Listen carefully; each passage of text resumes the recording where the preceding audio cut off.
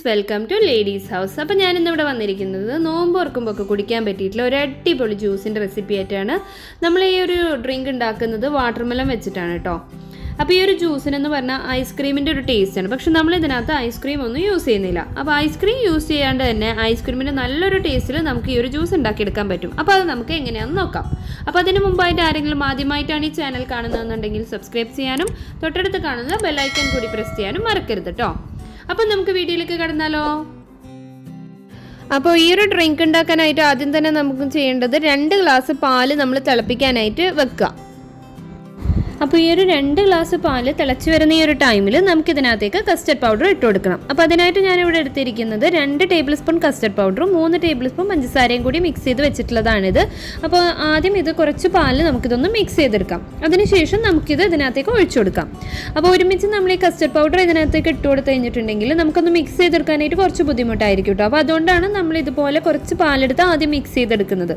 അപ്പോൾ പാലിലോ അല്ലാന്നുണ്ടെങ്കിൽ ചൂടുവെള്ളത്തിൽ മിക്സ് ചെയ്താലും കുഴപ്പമില്ല കേട്ടോ. ഞാനിപ്പോൾ ഇതേ പാലിൽ തന്നെ മിക്സ് ചെയ്തെടുത്തേ ഉള്ളൂ.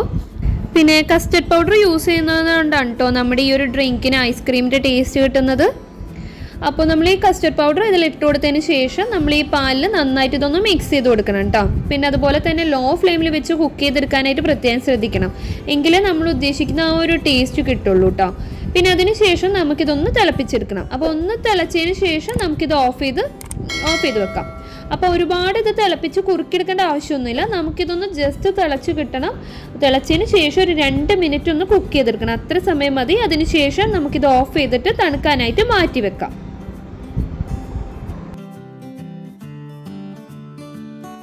അപ്പം നമുക്കിനി ഈ ഒരു ജ്യൂസിലേക്ക് ആവശ്യമുള്ള തണ്ണിമത്തൻ കട്ട് ചെയ്തെടുക്കാം. തണ്ണിമത്തനോ കുമ്മട്ടിങ്ങാന്നോ വത്തക്കാന്നോ എന്ത് പേരിട്ട് വിളിച്ചാലും സാധനം ഒന്ന് തന്നെ, നമ്മുടെ വാട്ടർമെലൺ. അത് നമുക്കൊന്ന് കട്ട് ചെയ്തെടുക്കാം. അപ്പോൾ വാട്ടർമെലൺ ഞാൻ ഈ ഒരു സൈസിൻ്റെ ഒരു ഹാഫ് പോർഷനാണ് ഞാൻ ഈ ഒരു ജ്യൂസിന് വേണ്ടിയിട്ട് എടുക്കുന്നത്.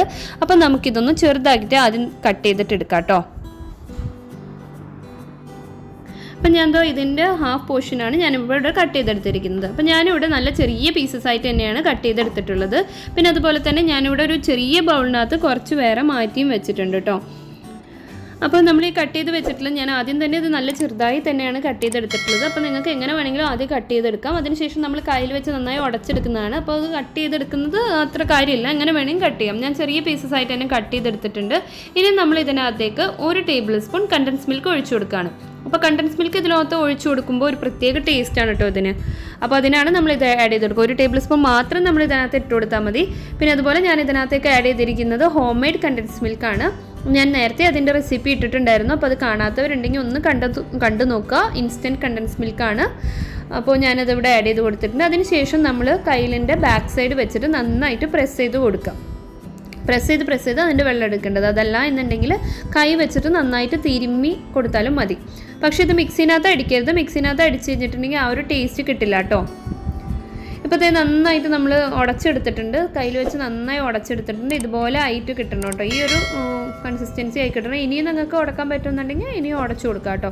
ഈ ഒരു കൺസിസ്റ്റൻസി ആയി കഴിഞ്ഞിട്ടുണ്ടെങ്കിൽ നമ്മൾ നേരത്തെ തണുക്കാനായിട്ട് മാറ്റി വെച്ചിട്ടുണ്ടായിരുന്നല്ലോ കസ്റ്റർഡ് മിൽക്ക്. ആ ഒരു കസ്റ്റർഡ് മിൽക്ക് നല്ല ഇതുപോലെ ലൂസായിട്ടുള്ള കസ്റ്റർഡ് മിൽക്ക് ആയിരിക്കണേ. അത് നമുക്ക് ഒഴിച്ചു കൊടുക്കാം. അപ്പോൾ നിങ്ങളുടെ കസ്റ്റർഡ് മിൽക്ക് ഇൻ കേസ് കട്ടി കൂടിപ്പോയി എന്നുണ്ടെങ്കിൽ അത് ഒന്നും വേണമെങ്കിൽ മിക്സിനകത്ത് കറക്കിയാൽ മതി. ഇതുപോലെ നല്ല ലൂസായിട്ട് കിട്ടും കേട്ടോ. അപ്പോൾ അതുകൊണ്ട് അത് ടെൻഷൻ ആവേണ്ട കാര്യമില്ല. പക്ഷേ കട്ടിയിൽ ഇതിനകത്ത് ഒഴിക്കേണ്ട. ഇതുപോലെ ഒന്ന് ലൂസായതിന് ശേഷം ഒഴിച്ചു കൊടുക്കാം.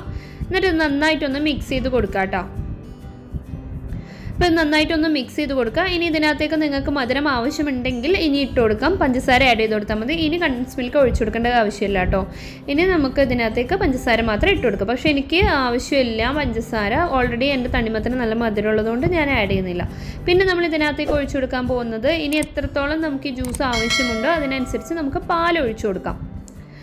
വെള്ളം ഒഴിച്ചു കൊടുക്കരുത്, പാല് തന്നെ ഒഴിച്ചു കൊടുക്കണം കേട്ടോ. പാല് എത്രത്തോളം ആവശ്യമുണ്ടോ അത്ര ഒഴിച്ചു കൊടുക്കാം. ഞാനിപ്പോൾ 1 ഗ്ലാസ് പാലാണ് ഒഴിച്ചു കൊടുത്തിരിക്കുന്നത്. എൻ്റെ ഒരു ജ്യൂസ് ഇവിടെ റെഡി ആയിട്ടുണ്ട്.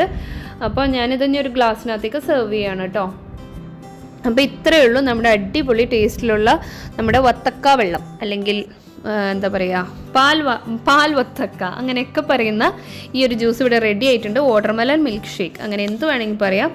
അപ്പോൾ കസ്റ്റഡ് വെച്ച് നിങ്ങൾ വാട്ടർമെലൺ ജ്യൂസ് ഉണ്ടാക്കി നോക്കിയിട്ടില്ലെങ്കിൽ ഇങ്ങനെ ഒന്ന് ഉണ്ടാക്കി നോക്കുക കേട്ടോ. നല്ല ടേസ്റ്റാണിത്, അതുപോലെ തന്നെ നല്ല ഐസ്ക്രീമിൻ്റെ ഒക്കെ ഒരു ടേസ്റ്റാണിത്.